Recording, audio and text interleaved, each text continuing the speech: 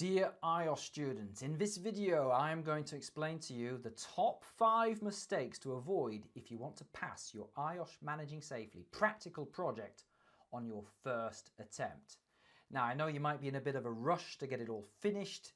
If you cannot be bothered to watch all of this video, I'm going to put the top 5 mistakes on the screen right now. And I'm going to spend 10 minutes or so explaining these in a lot more detail. I'm not going to explain how to do all of your project. You've got loads of information on how to do that already. I'm just going to focus on these 5 key mistakes. Mistake number 1, not having 4 very different hazards. Let's take a look at your practical project template. Here's the form that you have to fill in. And you have a number of columns. It's a risk assessment, and you've got 4 rows. This is a row here, and you've got a row number 2. In there, you're going to risk assess 2 hazards. Hazard number 1 in here, hazard number 2 there. And on the next page, because it's a 2-page document, you've got 4 rows. You've got hazard 3 and 4. Now, the key mistake is that these hazards have to be very different from one another. So let's imagine that you work in a warehouse. Here's a warehouse. Now you've got all kinds of hazards in a warehouse, and wouldn't it be a shame if you chose to risk assess 4 trip hazards, or 4 manual handling hazards, or 2 manual handling hazards and 2 trip hazards? They're all a bit the same, aren't they? Instead, you might decide to risk assess the lifting of heavy boxes, the use of pallet trucks, the use of forklifts, and maybe something completely different like cold temperatures. Now we have 4 very different types of hazards for us to risk assess. Now let's imagine that you've made this mistake. Let's see what happens when your tutor marks it. So we've got our warehouse risk assessment here, and we have 2 manual handling hazards. We've got manual handling of boxes, manual handling of pallet trucks, and warning, warning, Will Robinson, those are 2 manual handling hazards. They're too similar. You're not going to get full marks if you do this, and chances are you might fail the full project. Now your tutor will accept the first one, manual handling of boxes, that's clear enough. Warehouse operatives can be harmed, how people might be harmed is fine, control measures fine, risk rating's fine, everything's fine here. So tick, tick, tick, tick, tick, tick, tick, tick, tick. You get 9 ticks. Well done, that's 9 points. You're well on your way to passing. However, the next one, manual handling of pallet trucks, well, your tutor's going to go, that is too similar to a previous hazard. You are getting 0 points on that one, because if you mess up that first column, then you don't get any points for any of the other columns. So we get a big cross here, and we get a cross on all of these. And what's happened? Well, you just lost 9 points. You just lost about 25% of the available points in your project. And now there's a good chance that you might fail. So make sure all 4 hazards are different. Think mechanical hazard, fire hazard, manual handling hazard, trip hazard, stress hazard, display screen equipment hazard, chemical hazard, noise hazard, vibration hazard. Choose any of the hazards. Choose one hazard from every tutorial you've done in the hazard section. You just need 4 very different ones. Mistake number 2. Your hazards are not specific. Let's take a look at this example. Back to the warehouse we go. Manual handling is a hazard. Woo! Manual handling is not a hazard. I'll just repeat that. Manual handling is not a hazard. It is a type of hazard. It's a category of hazard. You see, it's a little bit vague. You've got manual handling, and you've got manual handling of heavy boxes. Do you see the difference? Like, one's a bit vague and one's a bit more specific. One's a type of hazard and one is a real hazard. One I can't picture. I can't picture manual handling, but I can picture the manual handling of heavy boxes. You see the difference? Now, same thing for working at height. Working at height here, what's that? That's not a hazard, it's a type of hazard. Working at height on a step ladder, that would be a real hazard, wouldn't it? Now, if you make this mistake, like I said before, if you get that first column wrong, you lose all of the points on the rest of the row. So manual handling, what happens? Well, and then you cross, you lose 9 points for manual handling, and you're going to lose another 9 points for working at height. You've just lost 18 points. That's like half of the available points. You failed. you failed. You're going to have to resubmit it. It's easy to fix. What do you have to do? You just add a few words. It's no big deal, this. So manual handling of heavy boxes. That's it, brilliant. You added 3 words, you've now got 9 points because that hazard's good. Ting, ting, ting, ting, ting, ting, ting, ting, ting. 9 points, brilliant. You want another 9 points? Well, let's do it. Working at height on a step ladder. There we are. There's another 9 points there, if only I could type. On a step ladder, bang, there we are. 18 points now, you're well on your way to passing. Mistake number 3, your hazards are not actually hazards. Back to the warehouse we go. So the hazard here is lack of manual handling training. I'm like, what? That's not a hazard. Can you remember the definition of a hazard? A hazard is something with the potential to cause harm. It's something that can hurt you. Can a lack of training hurt you? No, no. You see, even though I'm a chartered member of IOSH, I have never had, in 21 years of career, I've never been trained to do manual handling. See, it's not the lack of training that hurts you. It's the manual handling that hurts you. My wife, bless her, she has never had manual handling training. Has she ever been injured or hurt due to the lack of manual handling training? No, she's absolutely fine.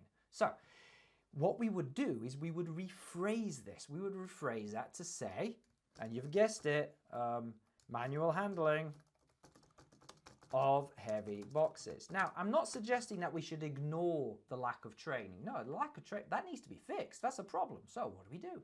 We put that down as an action. We put it down as an action. We put it in this column here, the additional controls. We would say provide manual handling training. And because that's a second control in that column, we might want to put 2 different job owners. We could put training manager here or health and safety manager, whoever does that in your organization, and we will put some kind of time frame like 3 months. There we are. Unmarked walkway.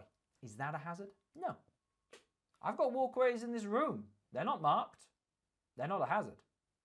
What's the hazard? The hazard is the vehicle that crashes into the pedestrian. That's the hazard. So, what do we write down? Forklifts in use with pedestrians. There we are. We can picture that. We can see what the problem is. There are forklifts in the area. You can be hit and killed by a forklift. And we have an action here to paint walkways in the warehouse, and that reduces the risk. Fantastic.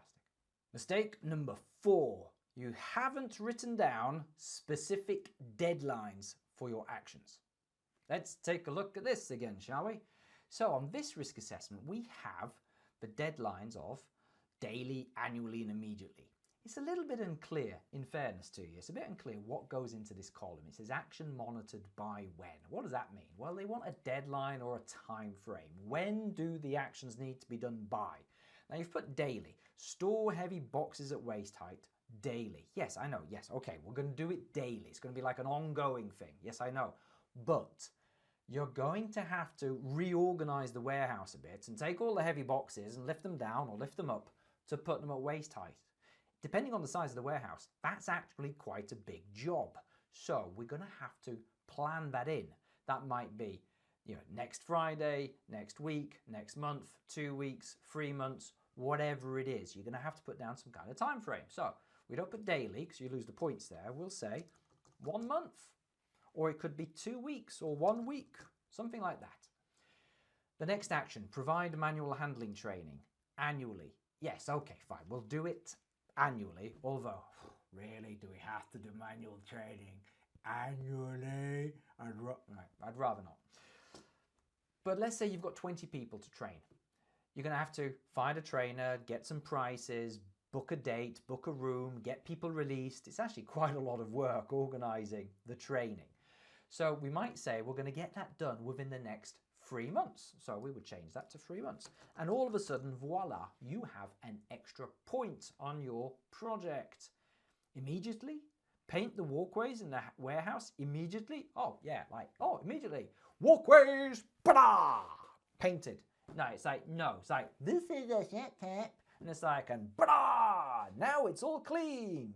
No, you can't do anything immediately. Everything takes time, especially jobs like painting walkways in warehouses. Like, I remember when I had a warehouse, I couldn't get the budget to get it professionally painted. So what I had to do is I had to buy the paint myself on my own little budget, and then persuade some very unhappy and reluctant warehouse operatives to come in on their own time on the weekend, get down on their hands and knees and paint that damn floor.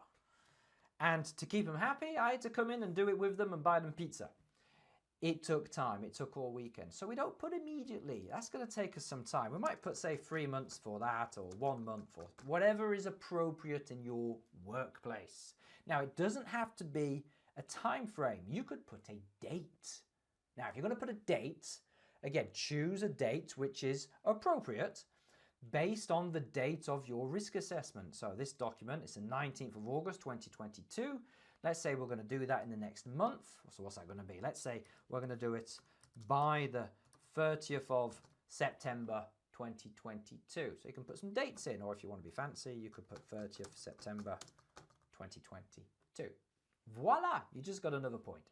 Mistake number 5. You haven't signed the bleeding thing. Right, at the end of the risk assessment, you've got this box. It says signature. Now, you might be tempted to type in your name like that. And I'm afraid, as easy as that is to type it, because it's electronic and it's quick and it's easy, and you're in a rush and you just want to get it, I just want to finish this course. Right, you're going to type your name. Well, I'm afraid if you do that, your tutor's probably going to reject it and send it back to you. So what you need to do is sign it, a real signature. Now, there is a low-tech way and a high-tech way of doing this. The low-tech way is that you write your risk assessment, you print it, you take a pen, and then you sign it, scan it, or take a picture of it if you've got a smartphone, and then you use that. Or you can do the high-tech thing. The high-tech thing is to put an electronic signature on it. Now, in this software, this is Adobe Acrobat Reader. You can see in the top there, Adobe Acrobat Reader. It has a function called sign. So I'm going to put fill and sign. So I select that. I wait a moment. Now this little option has appeared. Sign yourself. And look, well, let me just create one from scratch. Will I? So let's just say this is the first time you've done this. Add initials or add signature. You will just type in Indiana Jones or whatever your name is, and then you will click apply. We wait a moment and we put it there. Bang, we just click it in. Done. And then we can click next if we want to. And it's going to ask to save as a read-only copy. I click continue. For some reason, I think it's going to, oh, there we are. There we are. It's giving me exactly what I wanted to do. I thought it was going to try and sell me something, but it's not. I would just say signed IOSH project in there. Bang, saved. Bish, bash, bosh. We're done. Oh, now you're going to try and sell me something. Just close that. There we are. So now I've got a signed document. Voila. Use that when you submit it. So those are the top 5 mistakes. If you can avoid those 5 mistakes, chances are you are going to pass on your first attempt. They are: not having 4 very different hazards. 2, having hazards that are not specific. They're a bit vague. 3, having hazards that are not actually hazards. They're something else, like there are no controls. Number 4 is you haven't got specific deadlines or timeframes. And number 5 is you haven't signed it. There we are. I hope that was helpful. If you've got any questions, leave me a comment, send me an email, or anything like that. Best of luck with your IOSH project. See you next time.